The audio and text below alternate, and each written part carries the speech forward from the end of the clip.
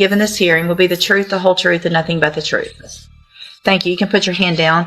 And Ms. Tibbetts, excuse me, in cause number 18-28754, I have a motion to revoke your unadjudicated probation. Shows that you were placed on probation October 29th of 2018 for the offense of aggravated robbery, a first-degree felony, and that was a 10-year deferred probation. Is that correct?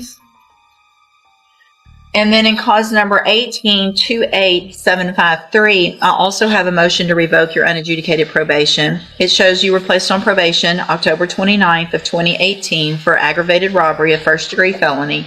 Again, that was a 10-year deferred probation. Is that correct?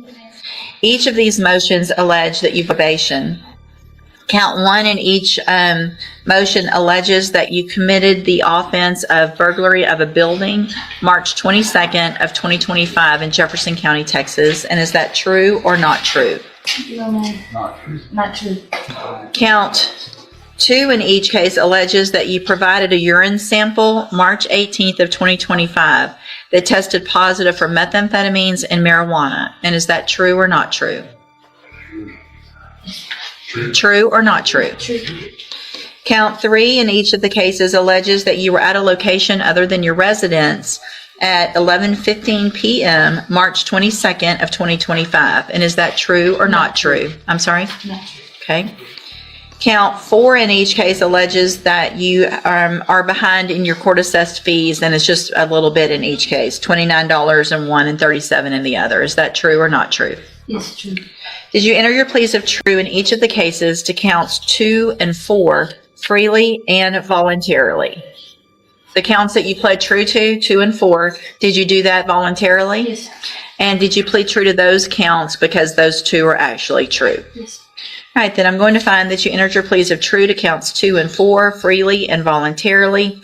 Find those counts true, find sufficient evidence in each case to find you guilty and revoke your probation, but I'm not going to do that today. I'm going to reset your cases for a hearing. The state on that date, if they want, can put on evidence with regard to any other allegations, and anything that you think is important for me to know, get that information to Mr. Kimler. He will present it to me on your behalf when we come back. I'll also get probation to do an updated report as well. All right, back with the bailiff. Your Honor, if I may, this is deferred. I think the court has set bonds in the cases that are relatively high. I believe they're. Do you want to file a motion for, if I've already had a hearing with another attorney, I don't, unless there's some change of circumstances, we're not going to do that today for sure. But I would need some change of circumstance if I've already had a hearing.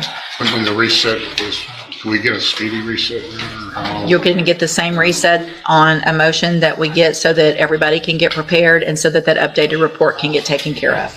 I'll be out to see it. Print. Good morning, sir. You are Brandon Chillo? Yes, ma'am. And in cause numbers, I'm sorry. Is there two cases? Yeah. 19-32403 and 19-32404. Mr. Simon, good grief. Sorry, Miss Simon. Mr. Chillo is on probation in each of those cases, was here previously and entered pleas of true to motion to revoke probation to counts 1, 2, 3, 5, and 7. I've received an updated report, and has everyone had an opportunity to review that report? Yes. Any additions or corrections to that report? Nothing to finish. Judge, the only thing I have is, in speaking with Mr. Hoffbauer last week, it was not his position, I don't believe, to put on any additional evidence because of the fact that Mr. Chillo pled true to count 1. The others just kind of actually patterned that, and based on Ms. Simon's recommendation, continuing him on probation with JCDI.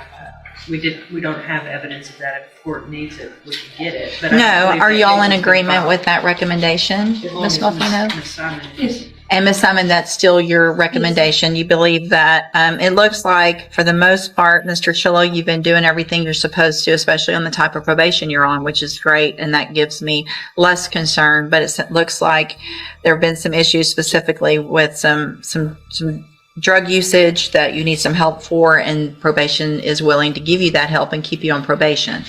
I want to make sure you understand if I go along with this today and continue you on probation, and if you violate again in any way, it is probably not going to go as well as it's going to today. Do you understand? Yes, ma'am.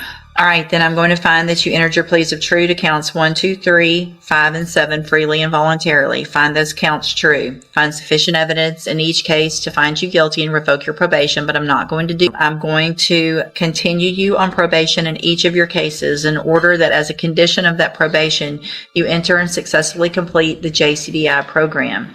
You will be on the high medium caseload, so you're going to be going to probation more often.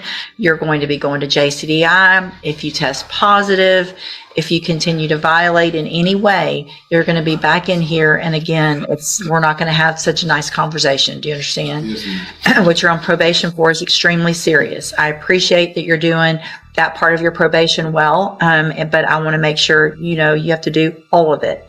Okay? Yes, ma'am. All right. Good luck to you, sir. Thank you. Thank you, Ms. Simon. Thank you, Judge. Thank you, Mr.